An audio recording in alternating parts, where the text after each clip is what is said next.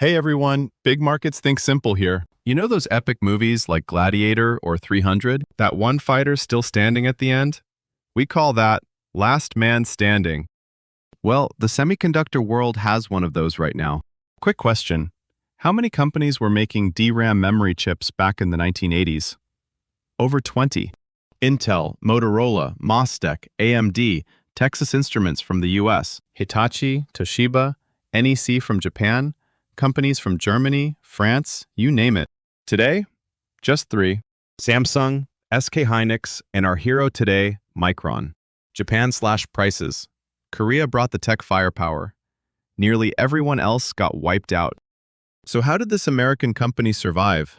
A no-name startup that began in a dentist's basement in a tiny Idaho potato town. They didn't survive because they were the strongest. They became strong because they survived. Today, this company has NVIDIA and big tech literally losing sleep, lining up for their products. They become the golden goose of the AI era. This is the story of Micron, 40 years deep in the memory cycle trenches, the ultimate survivor. By the way, this video is not investment advice. It's for educational, entertainment, and informational purposes only. I'm not a financial advisor. Please do your own research before making any investment decisions. Any investment decisions are your own responsibility. Ready?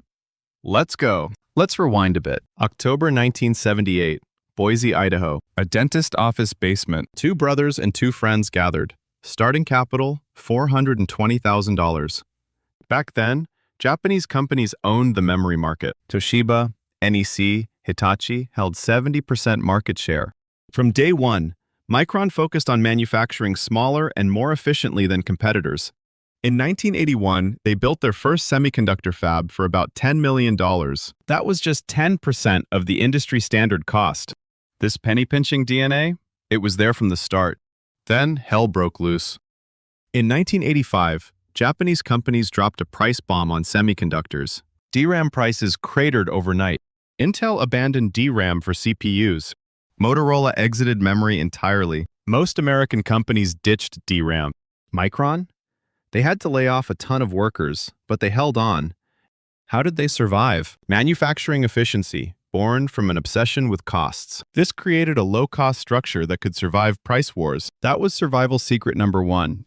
A cost structure that couldn't lose in price competition. Then came the dot-com bubble in 2000. NASDAQ collapsed. Internet companies went under left and right. PCs weren't selling. IT investment dried up. So DRAM didn't sell either. The semiconductor industry faced its worst downturn in history.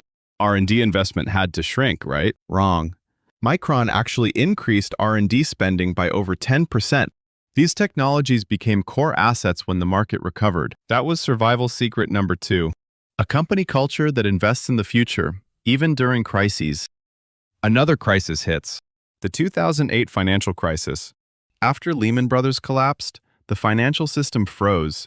The semiconductor industry was in serious trouble. Most competitors cut or delayed factory investments. Micron reduced overall investment too, but kept upgrading existing fabs and continued next-gen process investments.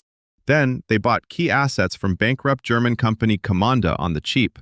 Once again, preparing for the next boom during the bust. This choice paid off big in 2011. When the economy recovered, Micron was one of the few companies that could immediately ramp up volume. Then, a massive industry shakeup happened. Elpida, Japan's DRAM pride, collapsed in 2012. They were a tech powerhouse, supplying 50% of iPhone memory, but couldn't survive the memory price cycle. Debt about $5.6 billion. Bankruptcy. That's when Micron made their move. They acquired Elpida's core business in fabs for about $2.5 billion, less than half the real value they absorbed a competitor's crown jewels. Game changer. The DRAM market solidified into a big 3, Samsung, SK Hynix, Micron. Micron's market share jumped from around 13% to 28%. And this industry became a fortress no new competitors could easily break in. But the celebration was short. 2023. Another crisis. A catastrophic one. Micron posted their biggest loss in history. $5.8 billion loss.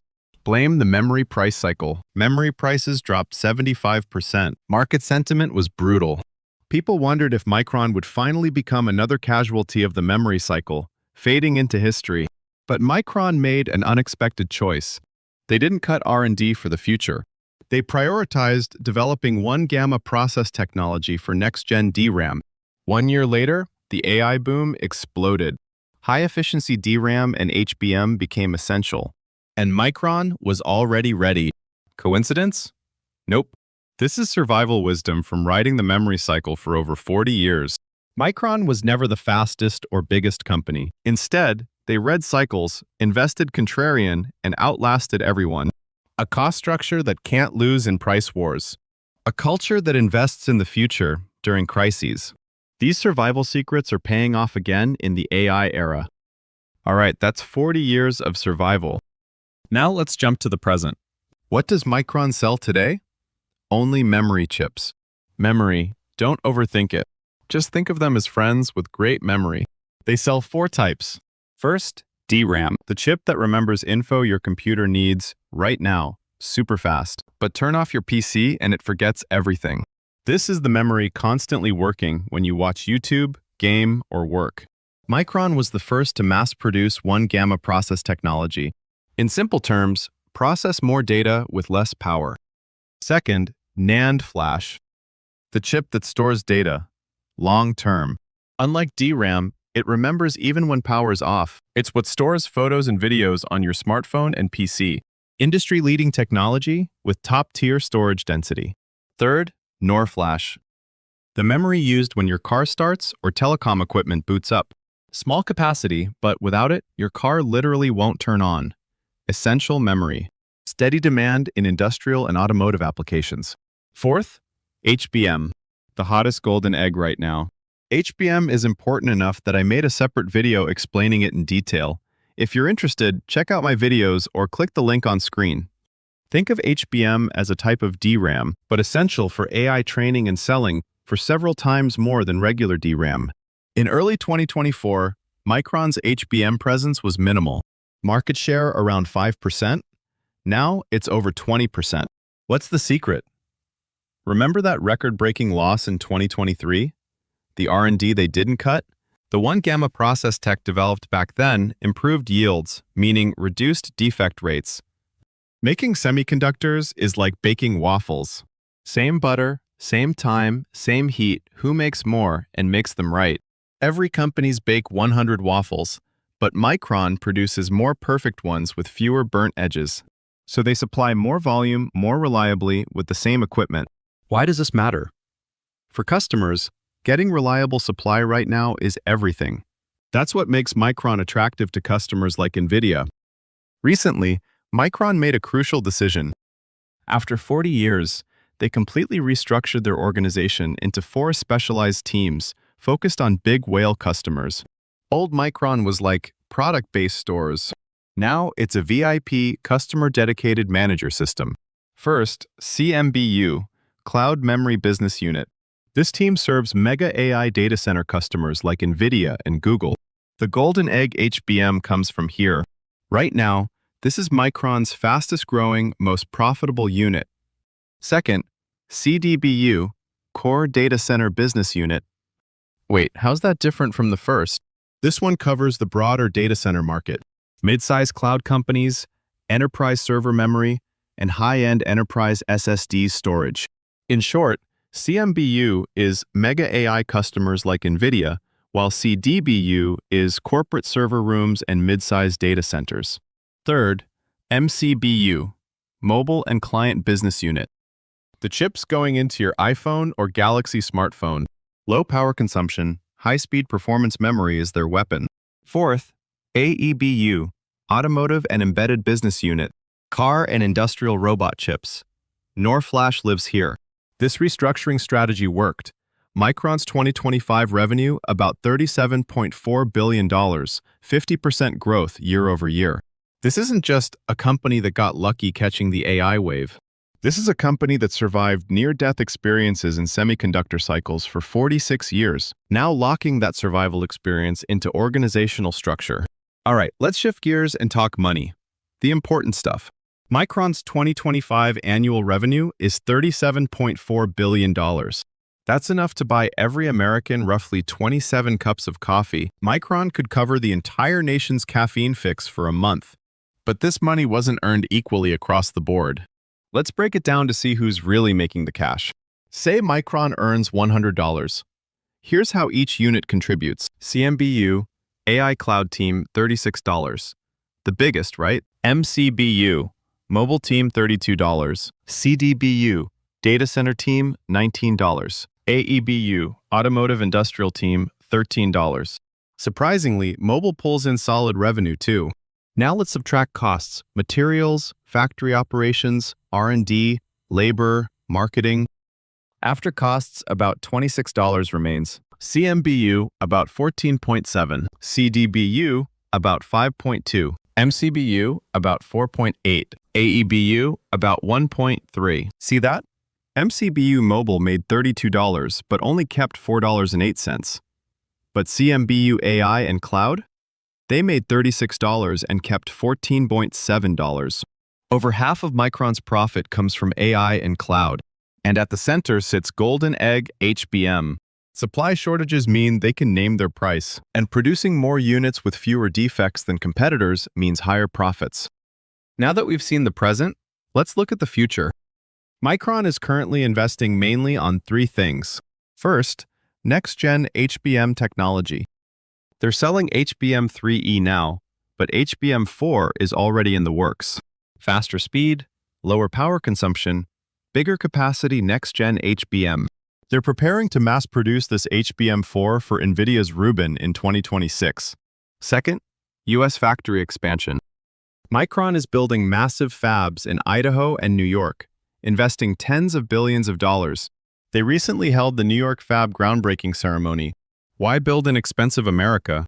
U.S. government CHIPS Act subsidy $6.1 billion, avoiding geopolitical risks like U.S.-China tensions, and building the safe, made-in-America supply chain that whales like NVIDIA and Google want.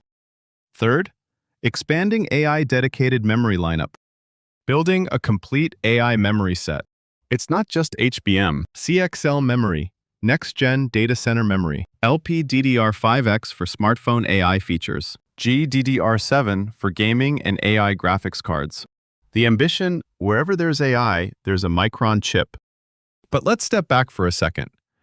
In semiconductors, there's never been a free lunch. There are always risks. First, when the HBM premium fades. Right now, Micron names the price. Customers are lined up, but there's not enough supply. But endless shortages don't last forever. What happens when supply from Micron, Samsung, and SK Hynix stabilizes? And what if big spenders like Google, Amazon, and Microsoft announce, we're cutting back on AI investment? Supply rises, demand drops, prices fall. Eventually, semiconductors can't escape the cycle curse. The HBM premium might disappear someday. Second, no eternal winner in the tech race. In semiconductors, technology leadership is always fluid. Right now, Micron seems well-positioned in yields and processes. But this game has no permanent leader. Samsung and SK Hynix each have their own advantages and keep developing technology. If they surge ahead in the next generation, the game can flip anytime. That's semiconductor competition. Today's winner has no guarantee of winning tomorrow. That's what makes Micron's story so fascinating. Not because they're crushing it, but because they've been on the brink of collapse so many times. So, does Micron's story make sense now? From a potato farm basement to becoming one of the final three survivors of the global semiconductor war, they prove that it's not the fastest runner who wins, but the one who gets up first after falling. We often think of semiconductors as just cutting-edge technology, but looking at Micron's history, semiconductors are actually more like the art of endurance. That penny-pinching spirit that held on when everyone else quit, that guts to invest in the future when everyone else panicked, that's what built today's Micron. That's Micron's story for today. So what do you think? Will Micron eventually overtake Samsung and SK Hynix to become number one? Or is another twist waiting, riding the semiconductor cycle waves? Leave your interesting thoughts in the comments. If today's video helped you, please subscribe and hit that like button. See you in the next story. This was Big Markets Think Simple.